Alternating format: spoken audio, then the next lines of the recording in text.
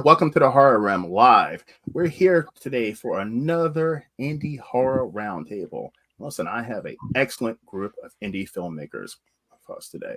All right, so I'm going to introduce everyone. So first, he's the director of Mummy Murders, which you can find on all streaming services, and he also has a new horror film festival coming out in the San Antonio area. It's called the San Antonio Horror Film Festival, which you can find on anywhere where you find film festivals, but the link is going to be down in the description box as well. I have with us Colin Bressler. Colin, welcome to the Horror Realm. How you doing? Thanks for having me. It's a pleasure having you back on, man. It's a pleasure to have you back on. Awesome to be here. All right. So next, I'm going to introduce my two guys who are in Georgia right now.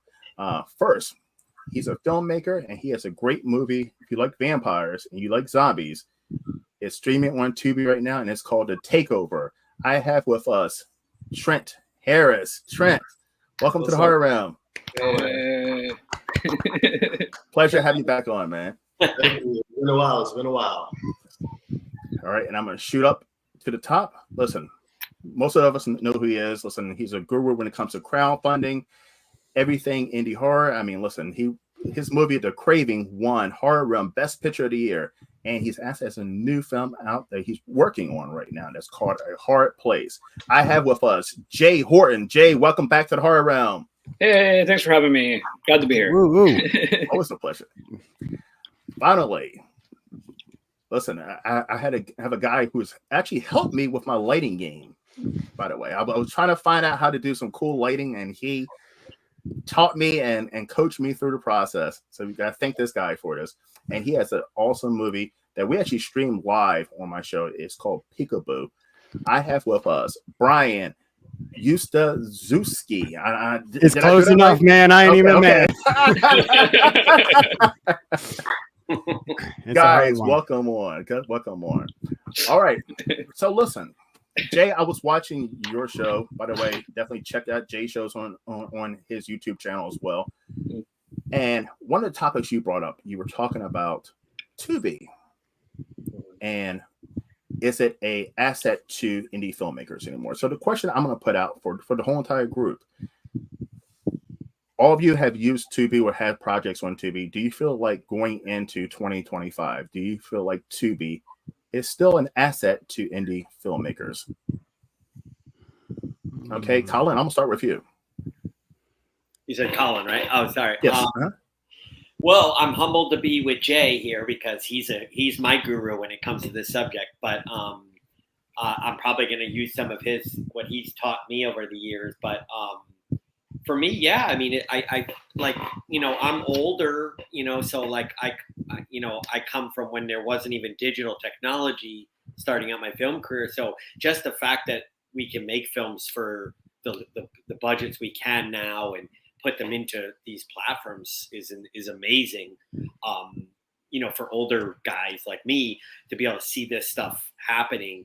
In terms of the money making aspect, I've done okay. But I'm learning a lot, as I said, about watching Jay's show and reading some articles and stuff. I just, it's a learning curve for me to learn the business end and to be a business person instead of just a filmmaker, which has been a huge learning curve. And I don't know enough about like the different streaming services, like to speak super intelligently on them. I will just say that the access is there. Now I'm learning about the next level is, okay, so I can get films on these platforms. How do I market them properly? How do I get the eyeballs to them? So I know it's kind of not a great answer, but that's sort of like I'm in the infancy learning curve of a filmmaker to try to figure out how to weaponize these sites to make money and to make more movies. It's great. So now Trent, you're also, I mean, you just released your first movie, which is The Takeover, which is streaming on Tubi. So I mean, you're brand new to the whole indie horror scene. Mm-hmm. Do you feel like it's been an asset to you? Have you been able to utilize Tubi to your advantage? I have, and I actually think it's still a great medium for all filmmakers because it's just one of those things where it's still a platform to be able to showcase all of our work.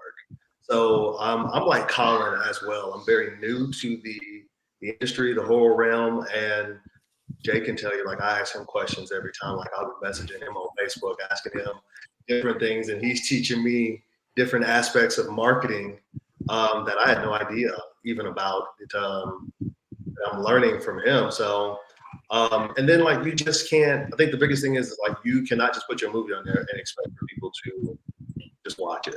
So, lots of different avenues that I'm still learning from Jay. I'm watching his videos and he's teaching me a lot of things. And I'm even learning off of the crowdfunding end. So, shout out to Jay for all his work that he's helping us all out here. But I definitely think it is a big outlet for indie filmmakers, and I can't wait to see what we all continue to do moving forward. Love it.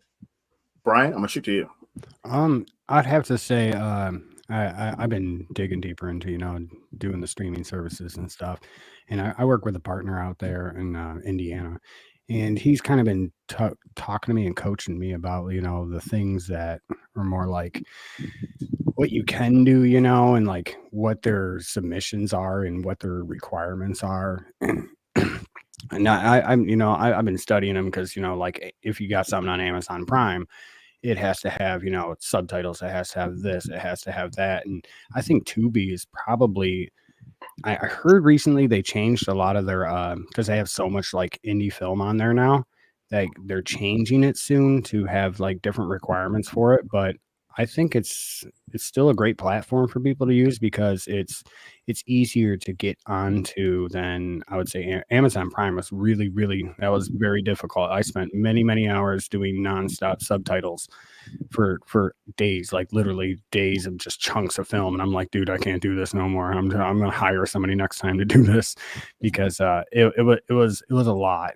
But once you do it though, it's on there, and then you just promote it, and you have a group of people you work with, and just the indie film group, like in the horror realm especially, you can network and channel with each other and meet each other at conventions and stuff, and you can literally get your film pushed out there, and we all just help each other because we're all fighting the big machine of filmmaking. And when our films get out there, they're actually art. So that's what I gotta say. I think Tubi's a good platform. Last but least, Jay, you have a lot of knowledge on Tubi. Well, first off, I want to say I think Brian should probably do some ASMR, man. I know, right? Good, man. Hey, man, it's this microphone, man. It sounds good, dude. It sounds good. I want that mic. I know, dude. Anyway, so we're talking about Tubi. So, like just like anything else, it is changing. So like over the past, like say 4 or 5 years, and I've said this a bunch of times on my own channel, Tubi is pretty much the number one place where indie filmmakers are making money. Whether it's a little bit or a lot.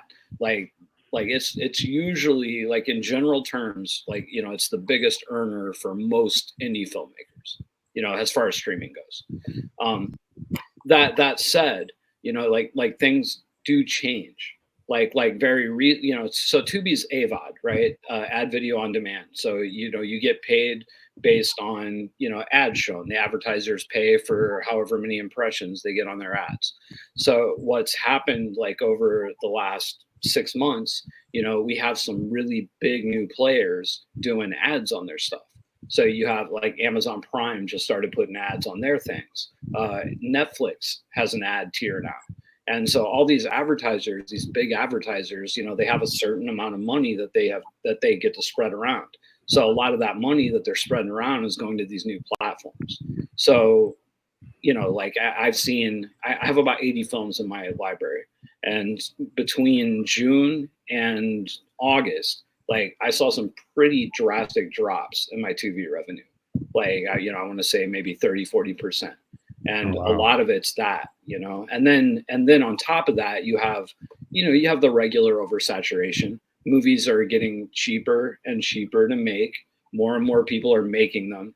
Fucking AI stuff. People that couldn't do things before are now able to do it. And that's who knows what's going to happen with that. I don't really want to get into AI, but what I'm saying is that, you know, there's going to be more and more content, and as there's more content flooding the marketplace, the market value of our individual independent films is going to be less.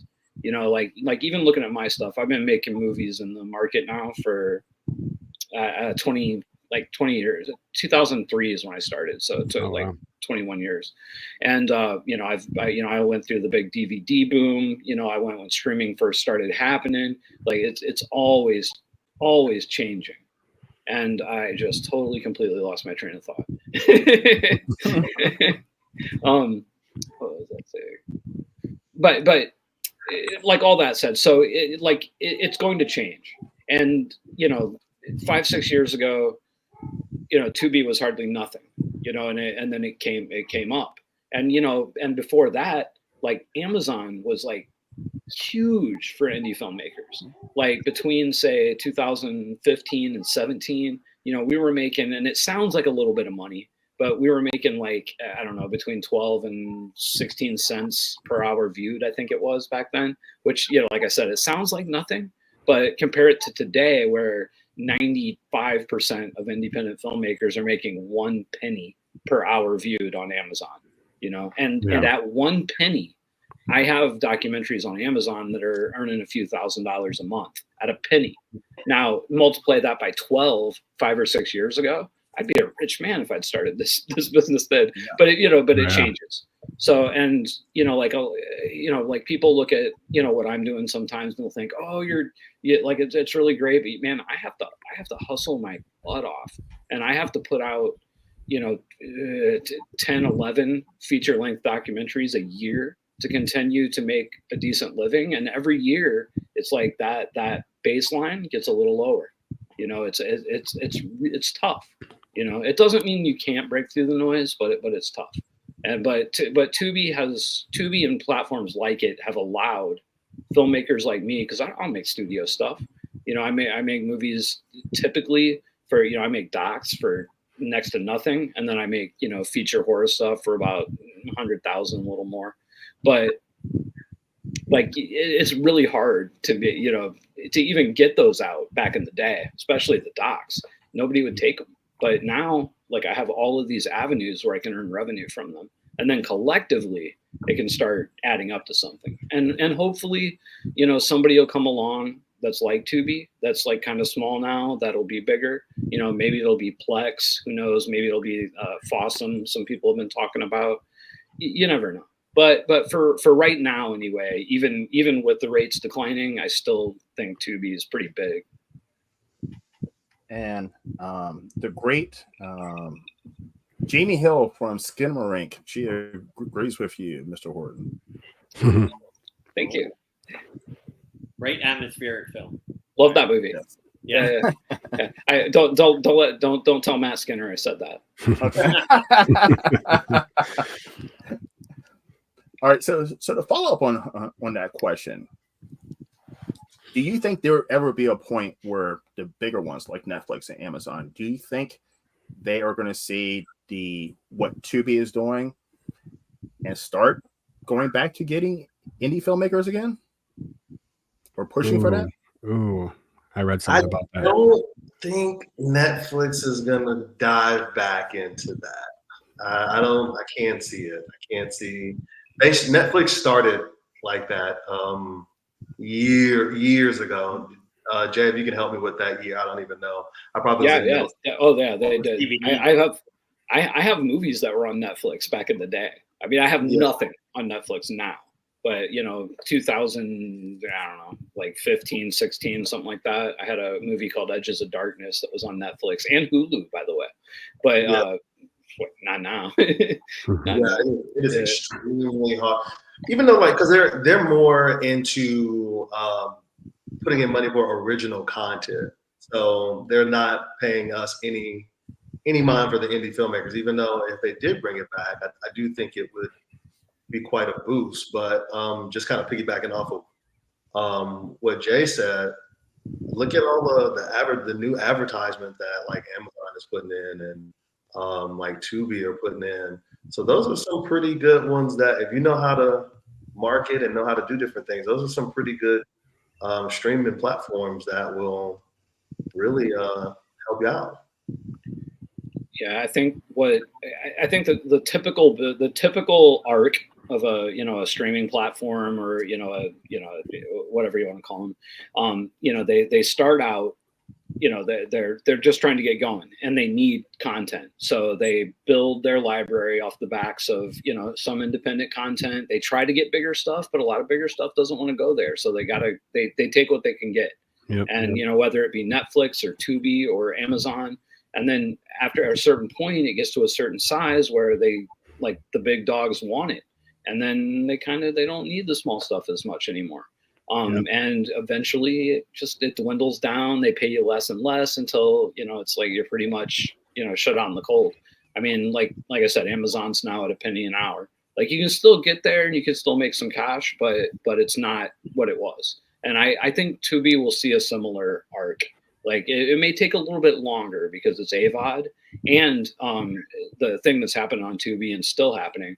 I was talking to a rep out there a few days ago, and something like 40% of their take-in is coming from Black drama filmmakers, like those Detroit cats. They're like Dennis Reed and or like Lisa Brown in Texas, the movie's making $100,000 a month kind of stuff.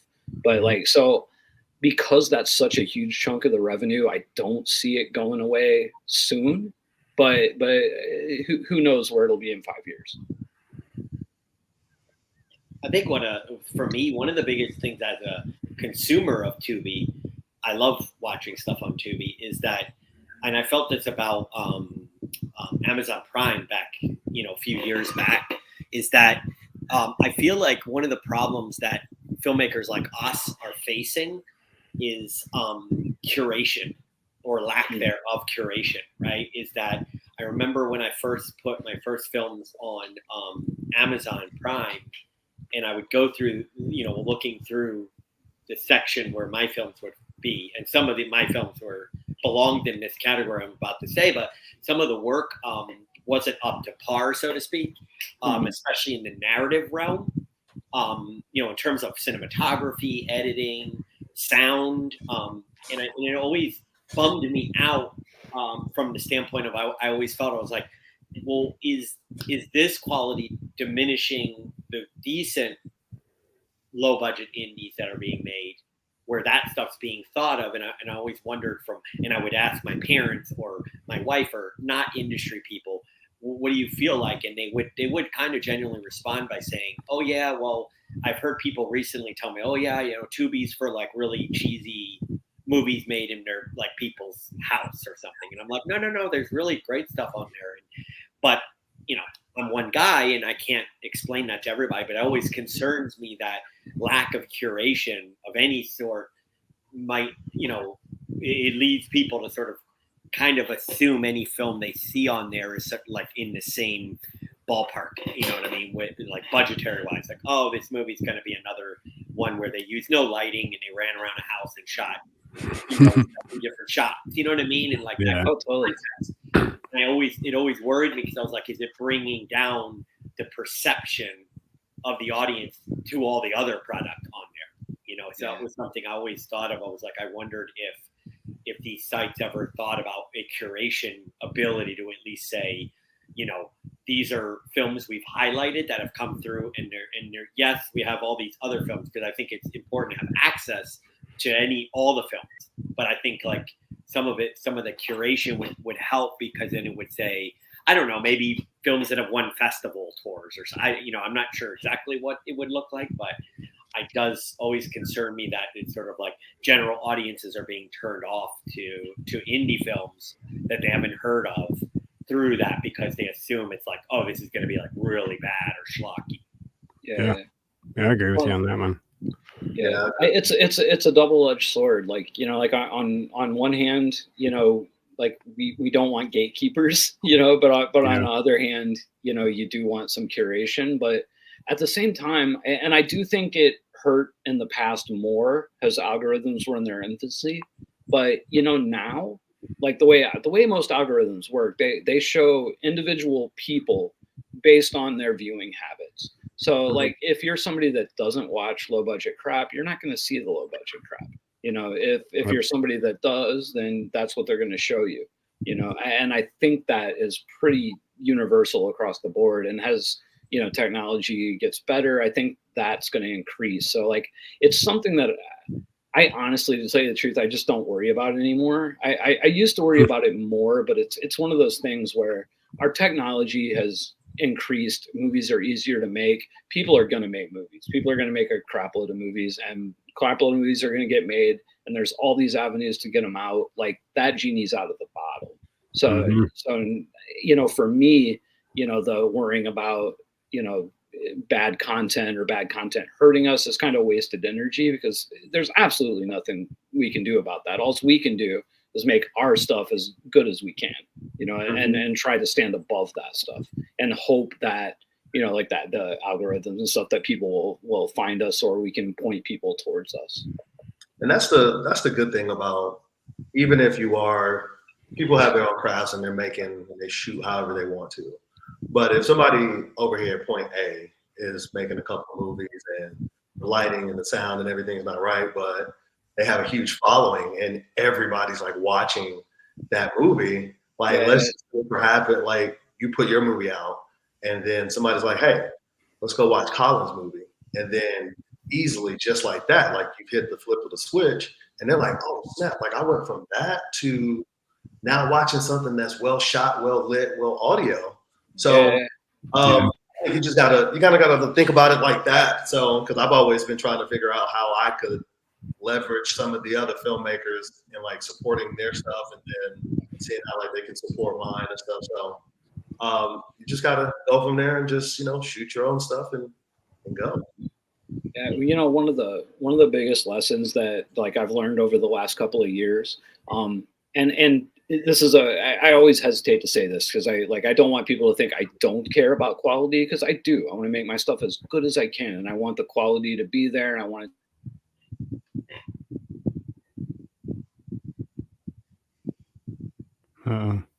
Is that me? Am I frozen? Oh, yes. You're frozen. I froze. Colin froze. He froze in place. You froze it like this. Oh, we can hear you though. We can hear you though. We can y'all hear me? Yeah. Yep. Told you I was gonna go out. That was me, right? I dropped out. Yep. You're fine. That's okay. You're good, man. You're back. Yeah. Mid-sentence. Yeah. I'm sorry. Quality. Yeah. So, you know, at the end of the day, if you're giving an audience like what they want, you know, like I was just talking about, a lot of those guys, now some of them are making really high quality stuff, but a lot of them, like, you know, like they're just starting out, you know, but they're making really good money and people are connecting with them. And, you know, like the quality, a lot of filmmakers, like I see people in filmmaking groups all the time complaining about these movies, like, you know, I spent $100,000 on my movie and it looks fantastic and blah blah blah, and I didn't make any money. And then this, you know, Detroit movie that looks like they shot it on an iPhone made $50,000. But what's happening with a lot of those films, like they're genuine. Like they're genuine. They're making their movie for their audience. They are their audience, and they're connecting with them. You know, on a smaller level, like I do these Bigfoot docs, like and you know they're genuine. They're not like high super production value, but some of them make really good money. You know, I made one in, you know, like 4 days that, you know, last year made almost $60,000, and it's, you know, the quality is not great. It's not, you would never see that thing on Netflix. And, you know, 6 years ago, I couldn't even got that movie out anywhere, you know? So what I'm saying is, at the end of the day, like, I'm not saying quality doesn't matter, but it's not the thing, you know? It's like storytelling, and there's audiences for small, cheap movies. You know, I mentioned Matt Skinner. I always love to shout him out. He's like one of the best independent, like supporting people that I've ever met. Like not a filmmaker, just a horror fan. And he loves like backyard $5,000 budget horror movies, like loves them, you know, and there's other people like him. You know, so anyway, I think the quality thing is kind of, it's subjective anyway. So like I honestly have kind of, just pushed it out of my mind. Some of those stories will get you caught in too. Like you'll literally They really will. Yeah. I don't Yeah. care about Press free is the best way to be. like really good. All right, so I got a question that was tossed in, and this is the final question I'm going to ask. This comes from Joy Horror Entertainment, Macabre Marketing. Michael Joy, Oh, I love him. good friend of the show. Yeah, they're awesome. Yeah, It's- nice guy. It's amazing. Is going through traditional distribution companies a thing of the past for indie filmmakers? Brian, I'm going to shoot with you first on this question. It's going through a traditional distribution company. That's hard to explain. I kind of had a conversation with somebody out in Hollywood about a film I was working on, and I'm not going to name any names, but it was like predatory. That's the best way I can say it. And it's like, we'll do this for this X amount of money and blah, blah, blah, blah. It's like, dude, I can do these for free if I just follow the directions on how to get these on Tubi and stuff myself for free. Like, why would I want to use yours if you're not even going to do any any advertising for it? Or like, if I got to pay you $1,500 or whatever right up front, or 15,000 or whatever it was, I was like, what value? Your name? Like, I understand a name can do so much, but if you're not like, let's see, Twisted Pictures or something, you know what I mean? If you ain't like one of those giant people, you ain't gonna do much for my film. Like, you ain't gonna get people to come watch, no matter how many teaser trailers I give you, no matter how many, poster iterations I give you, no matter how much it's oh man, it sometimes yes, but you got to find the balance of somebody who enjoys your your content and they want people to see it and they like it. If you get one of those guys, he says, hey man, I really love your film. I think it has a great market in this area, of like this older horror or something, but it has that 70s vibe, but it isn't really there. I think we targeted to these people. We can actually really get it going. I know you cost a fee. That's understandable. It's a business. So you just move that way. You get to feel people out and you get to really make good connections with people. And if you get somebody that's, a traditional one, they're suits and ties and you're in there like feel like you're on 2020 or something, you're like, hey man, I'm an indie guy, I'm just trying to get my name out there. You're like, yeah, I signed this 30,000 page contract. You're like, I needed the lawyer. It's, you don't want to, if you feel like that way, I say take some time, think about it, contact a lawyer, and really discuss it. But it's like, you're saying it's like a double-edged sword. It's good in some aspects if that's the avenue. If you make a real mainstream film, if you make a like romantic comedy or something, hey, why not? Because they can get it anywhere you want it. But if you're making something more niche, it might be a little bit harder. And I know a lot of my stuff it's a little more niche, it's a little more to digest, it has a lot of multi layers to it, like an onion. And it may not be for the right audience with the you don't want the wrong distributor having your film to send it to the wrong, audience. And you just feel like you got robbed. And that isn't fair for anybody. Trent? So I have no experience with going through distribution companies. I have gone through a film aggregator with Film Hub, and Jay has also told me a lot about indie rights as well. So I've been looking into those two. Well, Film Hub has been great for me. No problems with them.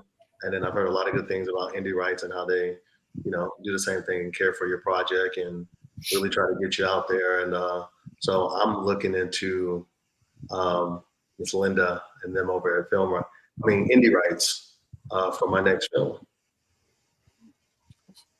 Colin? Yeah, so I've had a couple of really bad experiences with distributors, and recently a decent one. I'm not going to name names, but the bad experience was kind of like I was brought on, my project was picked up, obviously no pay up front, which is what I've understood is if you don't have a name in it, you're not going to get money up front, fine.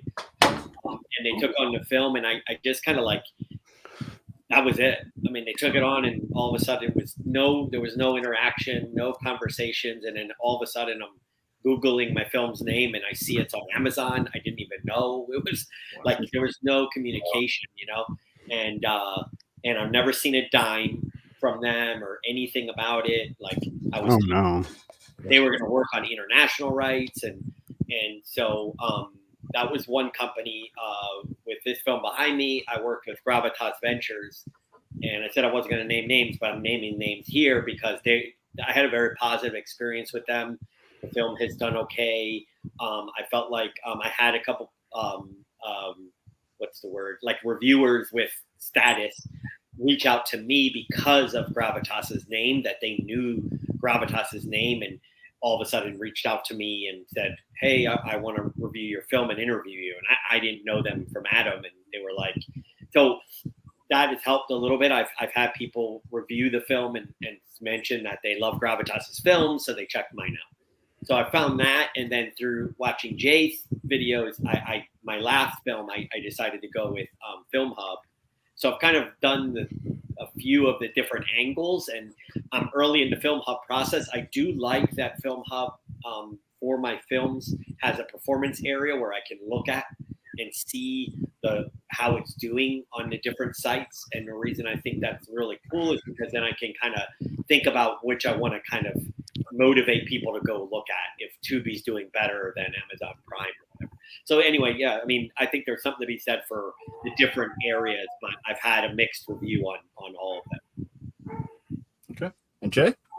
So to answer it, very shortly, yes, but it is going to be a thing of the past. But it also, you also have to define indie filmmakers. So if you're saying an indie film, are you talking about a $200,000 budget? Are you talking 50,000? Are you talking 10? If you're talking movies 50 and under, as far as I'm concerned, traditional distributors are already dead. The thing is, whether you're talking about Vision Films or Gravitas or ITN or any of those cats, as far as platform reach, they're going to get you on the exact same things. You're going to get on the exact same platforms as Film Hub, the exact same platforms as Indie Rights, same platforms as any of them. The difference between No. Come back to us. Come back, Jay. Jason, that power outages he was talking about. Yeah, yes. He's in Georgia and they're having a storm right now. Are we? I don't have a storm over. What part of Georgia is he in? Maybe he's in the sure. Probably southern. Yeah. It's gotta be. Yeah, there we go. Yeah, my internet's flipping in and out. But yeah, anyway, you have the sales fees and whatnot, so in my opinion, and again, whenever I give in a general opinion, there's exception to every everyone. But in my general opinion, if you're under 50K, unless it's just a banger friggin' movie, there's absolutely no reason to even try to go to like a bigger sales agent or a distributor. Like it's just a waste of time. You're not going to make any extra money from them, very negligible. And now once you start getting into the 100,000 plus, then it starts becoming a little more of a question mark. And it's one I'm struggling with right now. I have a Hard Place coming out I'll be done with it within the next couple of weeks, and I'll be deciding on distribution. And to be quite honest, and I have a shit ton of experience, and I don't know what to do. Some days I'm like, man, maybe I should just go Film Hub, just go Indie Rights. Some days I'm like, well, I just talked to a filmmaker, that got an MG with Gravitas, and they're doing okay. I'm like, well, maybe I could do that. But it's like, I like with $100,000, you have to make $100,000. So and after a $20,000 sales fee and the deliverables, and I'm talking to other filmmakers that are with these bigger distributors, and they're telling me they're making 85% of their revenue from Tubi, and everybody can get to Tubi. So in my opinion, at least for smaller movies, yes, the old style distribution, it's done. They just don't know it yet. But for like once you start getting into like bigger budgets and you need that bigger reach, you do need to start getting outside of that. You know, like I love indie rights, you know, like quite a bit. But you know, like they wouldn't even take a movie that had like a $2-3 million budget because, like, you know, they don't know that they'll be able to, you know, support it enough to make that. You know what I mean? Yeah. Like they've had movies that have done it, but they would be hesitant. You know. So like for that kind of budget, you might want to look at a bigger distributor. All right, listen, guys. I'm gonna shoot off with Colin first. Colin, where can everyone find you? Yeah. So I have a Facebook page, Colin Bressler, but we have the Mummy Murders Facebook page, and I'm on Instagram at Eating Crab Studios. That's where I kind of talk about all the different films I'm doing. Okay. And by the way, tell us a little bit about your film festival as well. Oh yeah, thank you. Yeah, so I just started the San Antonio Film Festival. The San Antonio Horror Film Festival. Oh, I see that pop up. 21st and 22nd. The reason I started is that's where I live in San Antonio, Texas, is that we used to have a really kick-ass, awesome horror film festival called the Horrific Film Festival, but COVID put that in the ground, so to speak. It doesn't exist anymore. And I used to love that festival. So we don't have anything. We don't have a general horror film festival. And this is San Antonio is in a horror obsessed community. Some of the best horror fans. If you want to sell a horror film, it's the place to be. So I was just partnered with Marlon Minifee, my partner, and we got together and we were like, we got to do it, you know. So anyway, it'll be the first one in March 21st, 22nd. It's on Film Freeway. We're taking short films, music videos, just anything in the horror / suspense, thriller, mystery genre. And we have an award ceremony at the end and everything, best director, all that kind of stuff. So all right, sweet. I'm gonna have to put my film in there. Yeah. And Jay, please. I'm sorry. Jay, where can we find you? Sorry. Pretty much you can find me on social media at the J Horton. I have a website, www.jhorton.com. You can find me on YouTube at youtube.com/J Horton. Pretty much, it's Google J Horton. I'll pop up all over the place. He really is all over the place, guys.